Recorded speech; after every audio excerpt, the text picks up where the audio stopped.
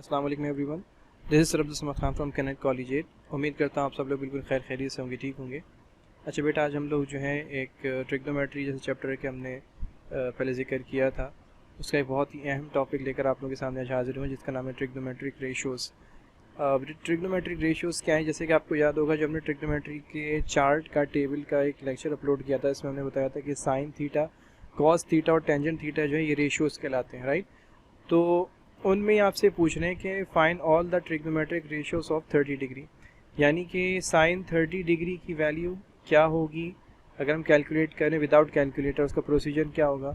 Cos 30 degree की value क्या होगी, टेंजेंट 30 डिग्री की वैल्यू क्या होगी। इसी तरीके से जितने भी इसके यूँ समझें कि आगे प्रोसेस है उसमें उनकी सारी वैल्यूज़ क्या होंगी, उनके इन्वर्सेस जो होते हैं, यानी कि जैसे साइन का इन्वर्स जो है वो होता है कॉसेक, ठीक है। तो कॉसेक 30 की वैल्यू क्या होगी, कॉस का इन्वर्स होता है सेक, तो सेक 30 की वैल्यू क्या होगी, और जो टेंजेंट है उसका इन्वर्स होता है कॉट, तो कॉट 30 की वैल्यू क्या होगी। तो ये आज हमारा टॉपिक है, आज डिस्कस करें चीज़ को। आइए स्टार्ट करते हैं। अच्छा बट जैसे आप लोग को सॉल्यूशन में नज़र आ रहा होगा, यहाँ पे थोड़ी सी डिस्क्रिप्शन है, पहले इसको ज़रा देख लेते हैं, फिर हमें ये पूरा सवाल समझने में आसानी हो जाएगी। ये हमसे ये कह रहे हैं कि consider a right angle triangle with right angle at point C and one other angle of 30 degree at point A as shown in the figure. ये फिगर आप लोगों को बेटा अपनी स्क्रीन पर नज़र आ रही होगी। इस फिगर में इसने कहा कि राइट एंगल ट्राइंगल हम कंसिडर कर रहे हैं, जिसके अंदर राइट एंगल जो है यानी 90 डिग्री का जो एंगल बनेगा वो पॉइंट सी हमने ले लिया, ठीक है।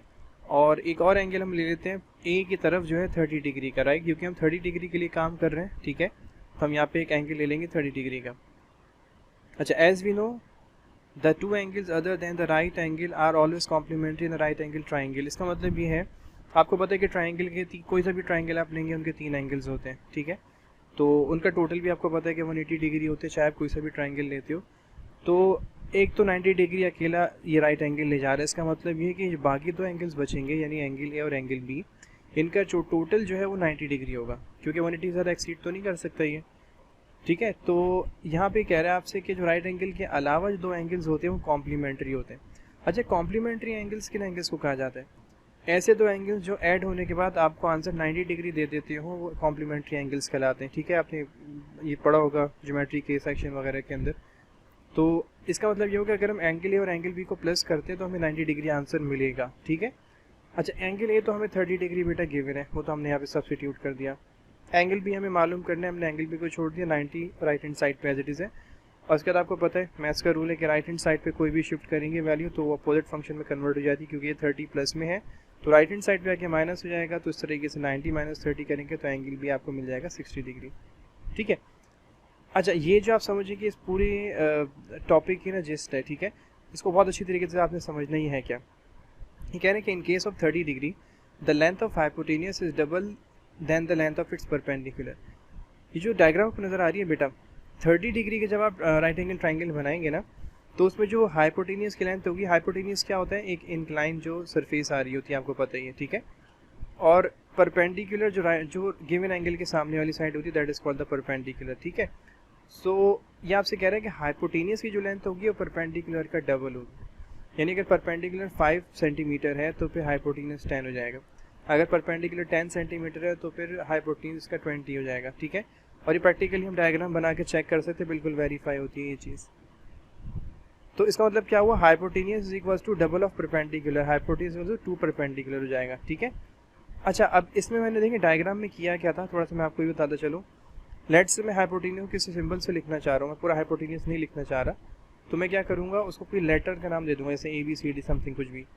तो मैंने अपनी आसानी के लिए क्या किया है, जो ए की अपोजिट साइड है उसको स्मॉल ही कर दिया, जो बी की अपोजिट साइड है उसको स्मॉल बी कर दिया, और जो सी के अपोजिट साइड है उसको स्मॉल सी मैंने कंसिडर कर लिया अपनी आसानी के लिए, ताकि मुझे चीज़ याद रहे, ठीक है। वरना ये कोई साइड्स के फिक्स नेम्स नहीं है या सिंबल्स नहीं है, हम इनके कुछ भी सिंबल्स चेंज कर सकते हैं। बहरहाल हाइपोटेनियस क्योंकि सी है, तो देखें मैंने हाइपोटेनियस की जगह पे यहाँ पे सी लिया हुआ है, और ये 2 एज इट इज़ है। और परपेंडिकुलर क्योंकि डायग्राम में हमने ए कंसिडर किया था, इसलिए हम यहाँ पे इसको ए ले लेते हैं। इसका मतलब है सी इज इक्वल टू 2a का मतलब ये हो जाएगा, जहाँ पे सी आएगा वहाँ मैं 2a सब्सटीट्यूट कर सकता हूँ, ठीक है। अच्छा जी, आगे चलते हैं मज़ीद। एक थ्योरम जैसे आप लोगों ने पढ़ा होगा बचपन में भी, पाइथागोरस थ्योरम कहलाता है। पाइथागोरस थ्योरम क्या है, hypotenuse square is equal to perpendicular square plus base square, ठीक। इसके डिस्क्रिप्शन में भी नहीं जा रहा मैं, इंशाल्लाह पे किसी दिन टाइम मिलेगा तो टाइप कर दूंगा इस थ्योरम को मैं। तो हाइपोटेन्यूज क्योंकि जैसे मैंने भी आपको बताया था, हमने इसके लिए लेटर लिया था सी, तो हम हाइपोटेन्यूज की जगह सी ले रहे हैं और स्क्वायर को square as it is mention करेंगे। इसी तरीके से परपेंडिकुलर को हमने ए कंसिडर किया था, हमने ए लिया, स्क्वायर का स्क्वायर मेंशन किया, बेस को हमने जो है वो बी लिया है और यहाँ पे स्क्वायर को स्क्वायर कंसिडर कर लिया है। बाकी अब हमें क्योंकि पता है कि इक्वेशन नंबर 1 जो हमने बेटा बनाई थी उसमें सी की वैल्यू हमारे पास थी 2 है, राइट। तो यहाँ पे हम क्या करेंगे, सी की जगह substitute the value of C from equation 1। Equation 1 से हमने सी की वैल्यू ली और यहाँ पे सब्स्टिट्यूट कर दी, बाकी सारी वैल्यूज़ और पावर्स एज इट इज़ है। ना हमें पता है भाई 2 का स्क्वायर जो है वो तो 4 होता है और ये का स्क्वायर ए स्क्वायर होता है। बाकी राइट हैंड साइड पर एज इट इज़ है। हाँ, हम ये देख रहे हैं कि ए स्क्वायर की फैमिली दोनों साइड्स पर है ना, तो हम लेफ्ट हैंड साइड वाली फैमिली को राइट हैंड साइड पे ला रहे हैं ताकि 4a स्क्वायर में से ए स्क्वायर माइनस हो सके। और जब इसे हम माइनस करेंगे आपको पता है बेटा हमारे पास आंसर क्या आएगा, 3a square is equal to B square. अच्छा, ये भी कॉमन चीज़ है कि जब आपको किसी वैल्यू से स्क्वायरिंग कैंसिल आउट करनी हो तो आप उस पर स्क्वायर रूट अप्लाई कर देते हैं, राइट। जैसे ही मैं इस पर स्क्वायर रूट बेटा अप्लाई करूँगा बोथ साइड पे, तो b का स्क्वायर और स्क्वायर रूट ही तो एक दूसरे को कैंसिल आउट कर देंगे, तो आपके पास सिर्फ b आ जाएगा, ठीक है। लेकिन आपको पता है 3 का जो स्क्वायर रूट है वो होल नंबर में नहीं आता, ठीक है, पॉइंट्स में आता है। तो हम ऐसी वैल्यू का स्क्वायर रूट नहीं लेते जिसका पॉइंट में आंसर आता है, उसको हम स्क्वायर रूट के अंदर ही छोड़ देते हैं। बाकी क्योंकि a पे स्क्वायर आ रहा है तो इसका स्क्वायर स्क्वायर रूट से कैंसिल होगा, तो a आ जाएगा स्क्वायर रूट के बाहर। अब इसको मैं यूँ कह सकता हूँ कि मुझे b की वैल्यू पता चल गई है, √3a है, यानी जहाँ b होगा वहाँ मैं √3a रख सकता हूँ, राइट। ये सारे काम करने के बाद अब मेरा असल काम शुरू होगा, जो मुझे कैलकुलेट बेटा करना था वो क्या था, मैं आपको समझाता हूँ। देखिए साइन थीटा जो है, साइन थीटा का फॉर्मूला क्या होता है, परपेंडिकुलर अपॉन हाइपोटेनियस।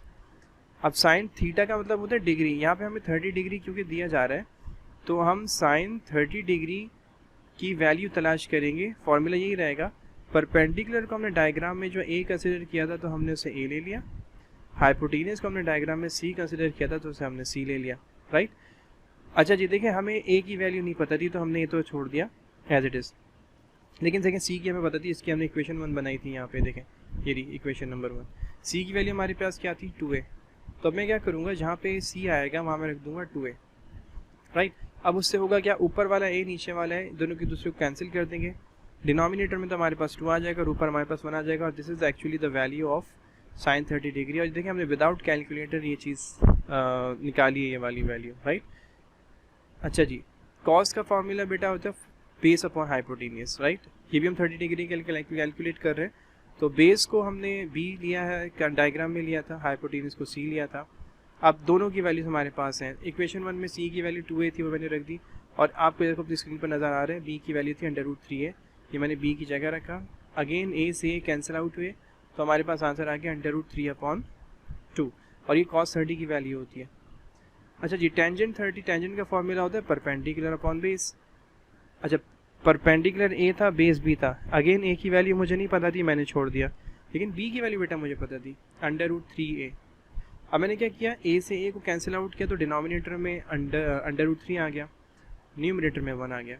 और ये मेरी तीनों वैल्यूज बेटा जो आई हैं, ये आप उस चार्ट से भी बिल्कुल वेरीफाई कर सकते हो जो मैंने आपको पहले लेक्चर में ट्रिग्नोमेट्री के दिखाया था। हमारी चैनल पे वो वीडियो रखी हुई है, आप लोग जाके देखें, वो भी इंशाल्लाह आपको समझ में आ जाएगा, ईजी है वो भी।